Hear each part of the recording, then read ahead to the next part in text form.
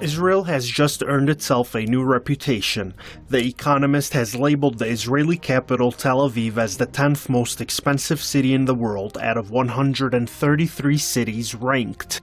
The Israeli coastal city ties with Los Angeles, California on the list of the most expensive cities in the world. Tel Aviv moved up from the 28th position on the list only 5 years ago, surging up the list by 18 slots in just 5 years. This says a lot about the speed of the rising costs in Israel and what it means for Israelis.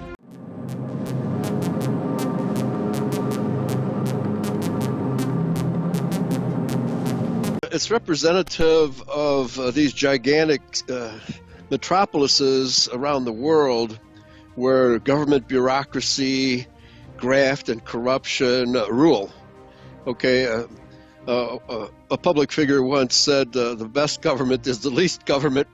And when you have these gigantic cities with boroughs and city councils and mayors and all these people all wanting more money from the population, the prices go up. It's typical for the larger cities in the world. According to the New Economist report, the rise in the cost of living is partly due to currency appreciation, inflation, and costs that significantly drive up prices. These costs include buying, insuring, and maintaining a car, which costs Israelis 64% more than what Americans pay in New York for the same types of services. In fact, Tel Aviv has become so expensive that the average cost for a 1 kilogram loaf of bread in Tel Aviv is $5.09 compared to $3.40 in Singapore and $3.91 in Hong Kong.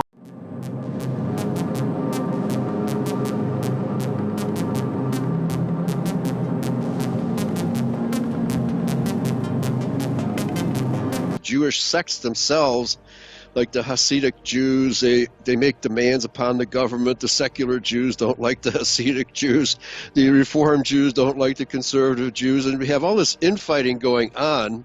And basically what you have is constant unrest in the entire country of Israel, not just between the Palestinians and the Jews, but among the Jews themselves. Let me quickly quote here about U.S. aid to Israel. It's amazing that there could be any poor Jews in Israel, because we give them billions of dollars in aid annually.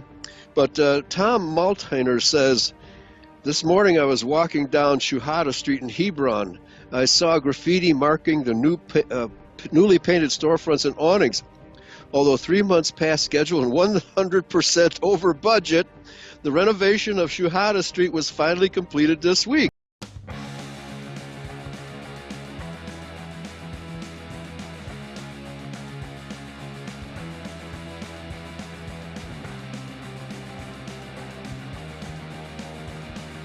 $153 millionaires per square mile live in Tel Aviv. It seems that according to the Economist report, they do not have to worry about the pricey living there. This type of gap between the rich and the poor has triggered recent protests like this, where demonstrators demand that authorities do something about the rising costs of living there.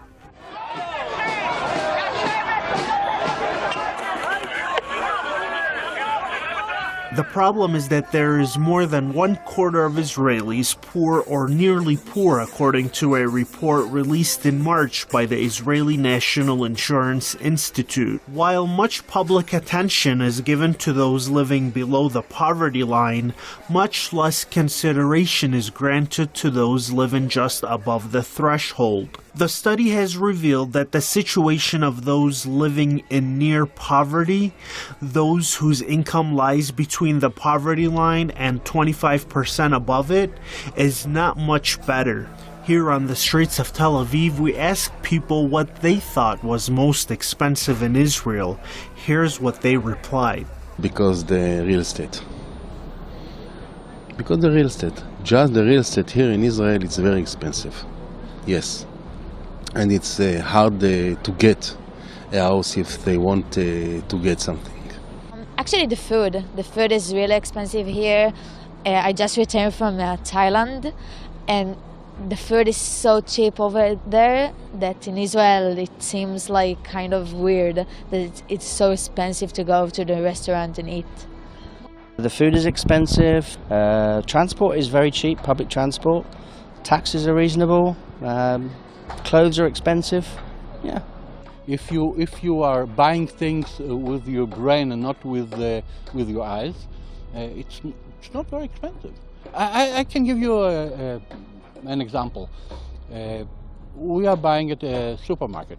Supermarket, you have products, normal products from Osem or Tnuva or what I know what, and then there are products of the supermarket. Milk, for example. You are paying for milk of the supermarket less than the milk of Tnuva. So I'll ask you, what are you going to buy? It's not very much. It's half a shekel, not more. Osem. Look at the demonstration against the prices which Osem wanted to rise. So why buy Osem? Why buy? I'll buy Barilla. It's cheaper. Yes, it's absolutely wide, and it's no different in Tel Aviv or the Israeli state than anywhere else. The fact is, you have two basic classes: those who have wealth, and that would be including the capitalist class, who never want to give up their wealth easily. They avoid taxes, dodge taxes, and engage in all kinds of systematic corruption to avoid paying their fair share. This is true in virtually every country in the world. And then a lot of these societies create laws that prevent individuals from breaking into the system.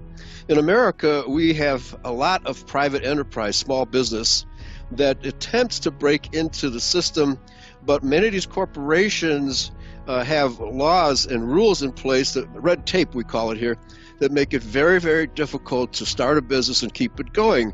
And this is in the interest of the super rich, the big corporations who do not want competition. Almost 27% of all Israeli households were either poor or nearly poor, according to the Israeli National Insurance Institute. Furthermore, the same report states that among Israel's Arab population, 62.7% of households were below the poverty line or near poverty. At the other end of the spectrum, Ashkenazi Jews, or those originally from Europe, recorded the lowest rate of households living in or near poverty at only 4.4%.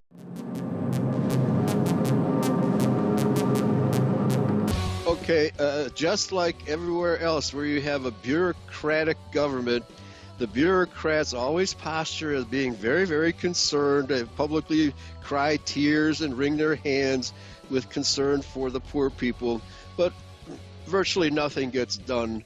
The people are basically left to themselves. The only difference, I would say, in a Jewish community is that the Zionists who control all these communities have to make good on their promise to at least help the poorest Jews.